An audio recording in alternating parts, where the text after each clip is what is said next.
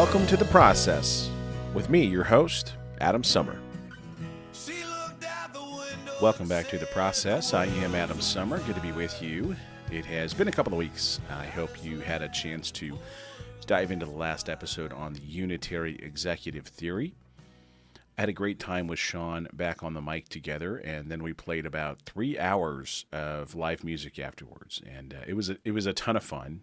Really cool to have him in and get to, not only do an episode with him, but just spend that time talking about things, right? The way that things were going, sitting down with him and getting to bounce off of him, because we're both dads, and he lives in a blue state, more in a city setting. I'm in a very red state in a rural setting, and it's just always good to get to compare notes on how we think things are going and where we sit with everything. So it was a great time, and I hope you enjoyed that episode, and I encourage you to share that unitary executive theory episode. I hope folks pass it around as kind of just an educational piece of material, because that's really more the point of this show, is more about helping us all just better understand what is happening, and not just talking about what could happen, right? What we think could happen, and that's sort of, I want to kind of stay away from that part of it as much as I can. It's hard to do that when there's so much constantly being thrown at us, but that's the goal, right? So appreciate you being back with me, it's good to have those reminders, with Sean being in. It's also a reminder of how much enjoyment there is to have. I know that can be hard at times with the rhetoric and the threats and the uncertainty that this White House generates. And, it seems like it's like an hourly basis, right? Every time you think you figured out what the last thing was that was said, there's a new thing that was said. And that's that flood the zone thing. And, the first version of the Trump administration did that somewhat, and it sort of petered out a little bit over time. This one, they're a little bit more intentional about it. The flood the zone with shit, they're going for it, right? So that's what they're doing, and you can feel it. But I always try and remind us all that, we can stay informed and prepare to fight back and take action to support those impacted by the hate. But it doesn't mean that we have to ignore our family, our general day-to-day concerns, our own well-being. Take those moments because they don't come back, right? So don't waste them. Thinking about Donald Trump, because thinking about it all the time, spinning on it all the time, it's not a way that's going to, it's not going to be productive, particularly in the long run, but it doesn't really do anything in the short run either. So, just take the moments, enjoy them, and still try to enjoy the people and the time that you have, because just because, that's what's going on in the White House, be careful to not let that take over, your day-to-day existence in that way. All right, on this episode, I'm going to touch on some interesting litigation and a recent order regarding a Trump firing decision being reversed. I've got a short little segment on some Missouri wins, and then a few minutes on the Oval Office bully session with Ukrainian President Vladimir Zelensky. So that's what I'm going to talk about in this episode. If you enjoy this show, if you enjoy what I'm doing with The Process and you want to help support it, you can go to patreon.com/theprocess, or if you have a Patreon membership, you can just go there and search for The Process. Patreon.com/theprocess. You can sign up to be a member, and at $5 a month, you can help me defray the cost of making these shows. And, if we can get an army of folks over there supporting the show that way, I could spend more time doing it, right? It's a very simple trade-off, because I want to spend time doing this stuff. I want to dive into this stuff, but also, I'm a human being with day-to-day needs and bills and a family and a job and, outside of all of this. And so this helps me pay to keep it on the internet, because that, it just all costs money and time. So I appreciate everybody who does that over there at patreon.com/theprocess. And you can join us over there if you enjoy these shows. All right, so I'm going to start with the litigation thing, Missouri, then Zelensky. So here we go. Democracy Docket. If you're not familiar with Democracy Docket, I have talked about it before, probably on The Process. I've touched on it, but if not, back in the Heartland Pod days, we would reference to Democracy Docket on a regular basis. Mark Elias and his team over there, democracydocket.com. I highly recommend taking a look at it. They are kind of the legal team that really is spearheading, the main litigation, the forefront of the litigation with the things that Trump is doing. They've been doing an excellent job for years and years and years over there. And recently there was a case. The case was filed February 10th, and it's Dillinger versus Bessent. And the headline here on the Democracy Docket summary is Washington, D.C. Special Counsel Unlawful Dismissal Challenge. Lawsuit filed by Hampton Dillinger, head of the U.S. Office of Special Counsel, against President Donald Trump and several political appointees within his administration, challenging Trump's attempt to illegally fire him. Dillinger was appointed by Biden. It was a 5-year appointment as special counsel, and his responsibilities were dealing with whistleblower and civil service statutes inside of the federal government, so that a federal employee, if you're probably familiar with whistleblower status, if you see something illegal, in the workplace, you have the ability to report that, and you can't be terminated for reporting that type of activity because it would be retaliation. So whistleblower status allows you to do that, typically to remain anonymous on that stuff, and so that way the investigation can happen, and you, as the employee, don't run the risk of losing your job for speaking up when you see something that's wrong.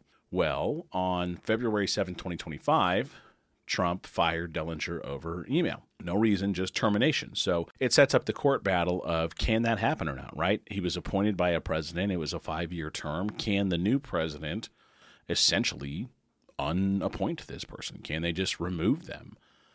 Can they fire them, right? So the complaint that Dillinger filed laid out the firing violations based on federal law that only allows the special counsel to be removed before the end of their term for inefficiency, neglect of duty, or malfeasance in office. None of those things were cited, right? So that's what the case was about, and that's what Democracy Docket is laying out, and that's the lawsuit that they were able to bring, and it went to the D.C. Circuit Court, and on the 10th, the district court issued an administrative stay saying, okay, we're hitting the pause button on this firing for now until we have further process on this. And then the government, the Trump administration, appealed that, and 2 days later that was rejected as an immature appeal, which premature appeal, which of course it was. And then the temporary restraining order was granted that same day by the court saying, government, you can't take this action right now. It's a restraining order. We want to take time to look at this before a final decision is made. So the Trump administration appealed that, and they lost on that one too. Then on the 16th of February, the Trump administration asked the Supreme Court to vacate the restraining order based on Article 2 powers given to the president. On the 21st, the Supreme Court issued an order holding Trump's application to vacate in abeyance until the hearing in the district court on February 26th, basically saying, all right, we might look at this, but we're just going to hold it because at this point the lower court's got the case and they're going to decide the case first, and until they do that, we're not going to touch a temporary restraining order because the final judgment basically isn't in place. And that's one of those appellate law things to understand, that if you go to court and you have a trial on something, you get a judgment, then that judgment has to become final, and then once the judgment is final, it can be appealed. Well, there are parts inside of cases that might get rulings, and you might get orders on those things, but then the case itself still exists outside of those partial rulings. And so those partial rulings typically aren't going to be appealable. You have to actually deal with the full case at that point in time. So that's kind of what the Supreme Court was doing there. So then February 26th, the district court extended the temporary order from firing until March 1st. The litigation was ongoing on March 1st, and this is why this popped up for this episode, because I'm recording this on the 2nd. I saw this on the 1st. District court judge ruled that the Trump administration's firing of Dillinger was, in fact, illegal. He must remain the head of the U.S. Office of Special Counsel without any interference. The administration is, of course, now appealing that particular ruling to the Supreme Court. So that's where things stand. We are going to be waiting on the Supreme Court to come back with their interpretation of this, and we'll see. I'm going to guess probably a 5-4 opinion on that, which allows Trump to do the firing. I think they're going to cite Article 2, and they're going to say that as the chief executive, he has the ability to do that. That would be my guess, but I really don't know. Frankly, because there is, statutory language on point, that may be enough for even this Supreme Court to say, look, we agree that the executive can make decisions that the president has this power, but the power also is restrained by the law that exists. And if there's a law that specifically says this is how it's going to work, then that's how it's going to work. We'll see how the Supreme Court takes that, because it really, everything that's happening right now, and this case is right in the center of it. It's all a separation of powers issue. So that's really what's going on. It's a major philosophical fight about the separation of powers at the end of the day. So something to watch. There are other challenges out there. This one was just very particularly interesting to me because of the speed that it's moving and the fact that it's just right. If you did a Venn diagram of the separation of powers issues, this is like a bullseye right in the middle of it, right? We have a rule, we have a statute, we have Article 1, we have Article 2, we have Article 3. Everybody's in the mix here. What's the result? And that's really what separation of powers comes down to. And to me, that is the real stress test of the Trump administration 2.0, is what does our separation of powers look like, 4 years from now? What does it look like 2 years from now, even 1 year from now, or 6 months from now? What does it look like? Because that is where they're going to push. That's the pressure point that they are pushing on the most. And that ties right back into that last episode, that unitary executive theory episode. So something to watch. Dellinger verse Bessanet, democracydocket.com. You can follow Democracy Docket and Mark Elias's work on social media. Mark Elias is on Blue Sky. I posted one of his things, so I'm at mid-map dad energy on Blue Sky. So if you want to find me there, I repost some of that stuff there as well. And also you can follow me on TikTok for that matter, mid-map dad energy over there. I'm still there. I went ahead and got back on it. It seems to be still functioning. So there you go. All right, well, let's move on to some Missouri stuff now. In Missouri, there is a bill moving along that will allow for divorce to be entered while a woman is pregnant. Right now, the statute in the state of Missouri says that if you are pregnant, you cannot have a finalized divorce. And the issue there is, of course, paternity issues. So that's sort of the meat and potatoes. Is we have another statute that says if you get pregnant while you're married, there's a presumption of paternity with the father being the husband. And on top of the fact that marital statutes, that do that are clearly antiquated, because if we have a same-sex couple that is lawfully married, we have these statutes that don't really fit all of marriage anyway. So there's that part of it, and that creates its own problem. But more importantly here is that we're talking about really a domestic abuse issue. And I want to shout out to Ray Reed, representative in Missouri, Ray Reed. He posted on his social media, "Today I was happy to cast my vote on the House floor to lift the restriction on women seeking a divorce while pregnant. Survivors of spousal abuse have for too long been forced to stay married to their abuser simply because they were pregnant, but no more. This is good policy, and I'm glad we had a bipartisan coalition to get it over the finish line." So that's a good one, and it's the kind of thing that, at the end of the day, I always talk about what is happening, not what could happen, not the prospect, right? What is really happening? And it's good to see that even in the Missouri legislature right now, that something like that can move forward. That's a really good sign as far as I'm concerned. And then another note in Missouri, there was a one-man protest in Warrensburg last week, and it goes by the moniker of Dr. Love. He was a university professor for a long time at Central Missouri in Warrensburg, and he did a one-man protest, and he's hoping to plant a seed. He's hoping to have a bunch of folks show up. Looks like March 29th is going to be the date for that in Warrensburg. It's where I'm at. I plan to be there that day, to at the very least to observe. It's a little bit funky for me. My work puts me in a position to where participation in certain things, as somebody who works with the city and sometimes on behalf of the city, I obviously I have to be careful on what is occurring, on what my capacity is at that point in time. But I do plan to at least be there to observe at the very least. And I hope that folks can come out and be a part of that on March 29th. I think it's going to be cool. Looks like we're going to aim for sometime in the afternoon is what he's saying as far as a time.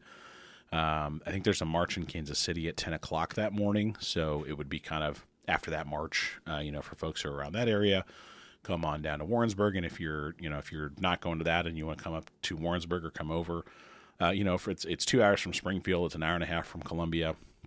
It's a pretty good hike from St. Louis, but at the same time, it's an easy day trip. I've done it plenty of times before. So Would love to see, just send in those messages. I think that's a big thing, is to just have folks out there with that peaceful protest, just showing that, we're paying attention. We know what's going on, and we're dissatisfied, and we want to make sure that we are heard and are part of that process, and that our voices are heard loud and clear. So that's one way to do that. So shout out to Dr. Love for planting that seed. And March 29th in Warrensburg, if you could be there, it should be a pretty cool day.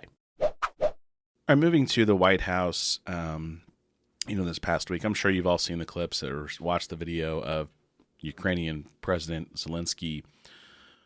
He went to the White House, he went on Fox News, and from what I can tell, and I think what basically everyone who isn't in the Trump personality cult could see, it was nothing more than, really just a public setup for Trump to attack Zelensky and for J.D. Vance to try to look tough for a minute, which is impressively hard for him. And they nailed that on SNL, by the way, by having a gay Asian man play J.D. Vance as this, wannabe tough guy. And it was perfect. Bowen Yang is so freaking funny. It was so perfect.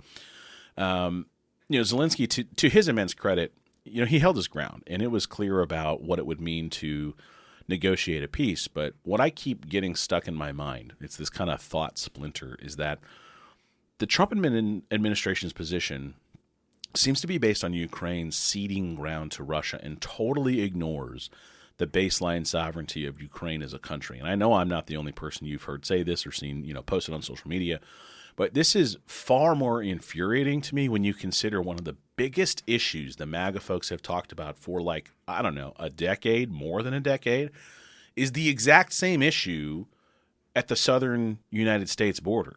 Right? They literally call it an invasion.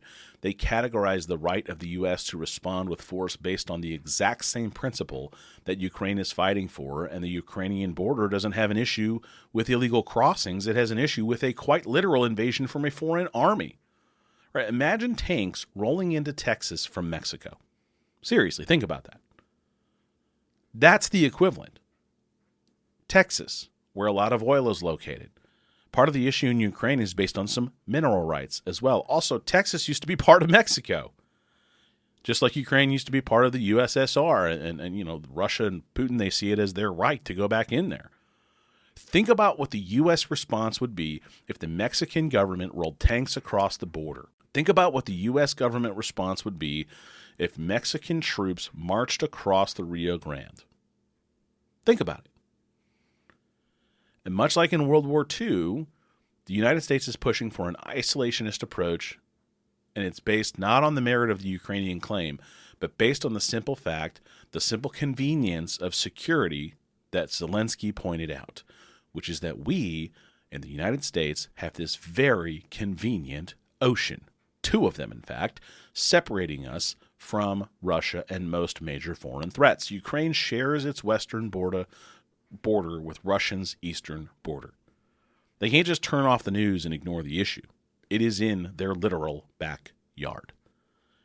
And instead of asserting our power and position as a world leader, instead of showing the world that attacks against sovereign democratic countries is a flat-out non-starter, Trump used the time to insult and bully, while J.D. Vance did what every second-rate bully does and pile on to impress his master.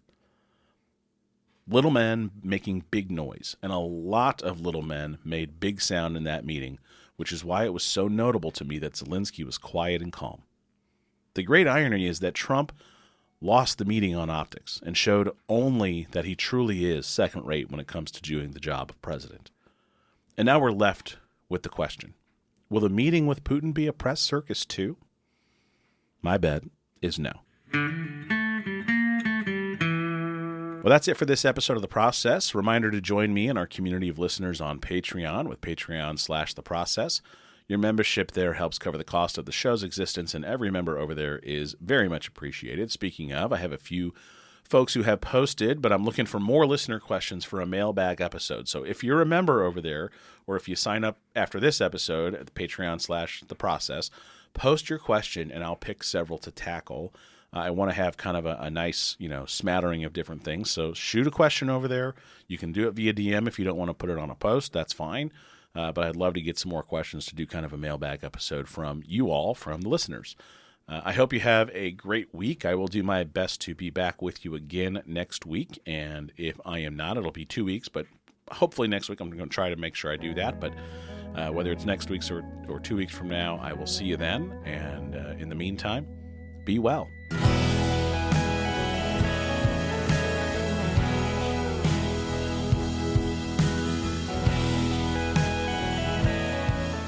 The process is made possible by listener support through Patreon. Go to patreon.com/theprocess or search The Process on Patreon. Thank you very much for listening. Thank you for those of you who support me through Patreon to help me make this content and continue making it as long as possible. Enjoy American Aquarium, the world on fire. TV, trying to find some meaning, hoping that we'd wake up from this dream sometime tomorrow. Well, the night came and went, not a damn thing had changed. That's when I saw a tear fall from her eyes. She said, what are we gonna do? What's this world coming to? For the first time in my whole life, I stood there speechless. The load is heavy and the road is long, and we've only begun to fight. We just can't give in, we just can't give up. We must go boldly into the darkness and be the light.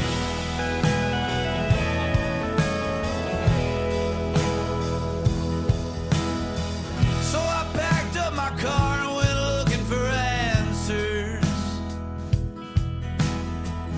to the questions weighing on my mind.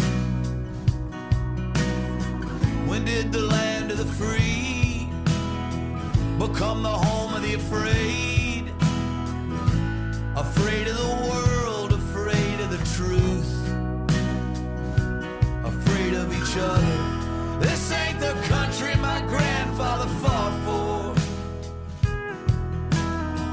but I still see the hate he fought against.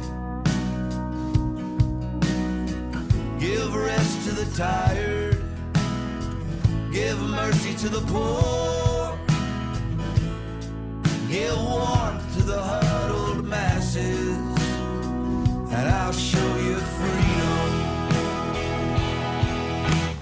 The load is heavy and the road is long, and we've only begun to fight. We just can't give in, we just can't give up. We must go boldly into the darkness and be the light.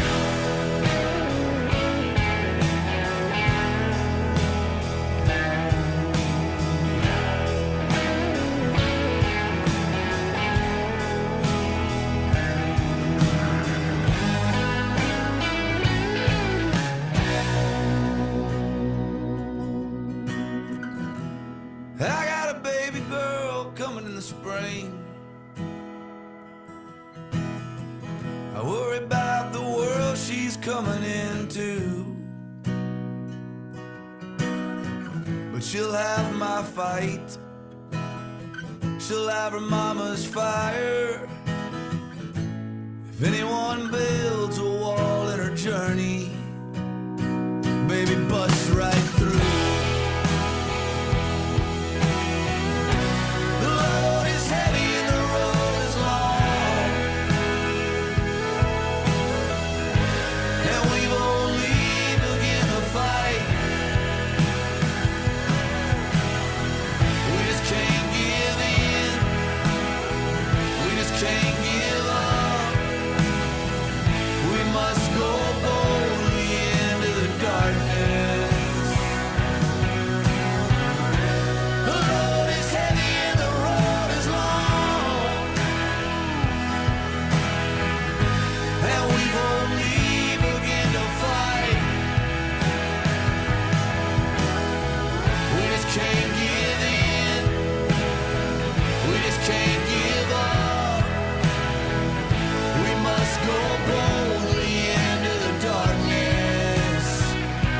and be